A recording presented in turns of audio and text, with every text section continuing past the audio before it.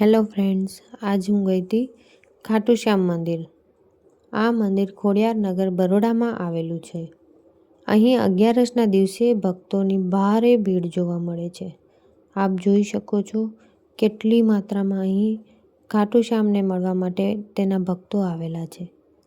કહેવાય છે કે 11ના દિવસે આ મંદિરે ખાટુ શ્યામના દર્શન કરવાથી સર્વ મનોકામનાઓની પૂર્તિ થાય છે. જેથી મહિનામાં 2 11 આવે છે. હર 11ના દિવસે અહીંયા લોકોની ભારે ભીડ જોવા મળે છે.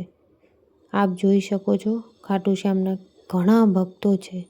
કેટલા બધા ભક્તો આ મંદિરે સ્પેશિયલી 11ના દિવસે ક્યાંથી દૂર દૂરથી દર્શન કરવા આવે છે અને આ 11નો લાભ લે છે.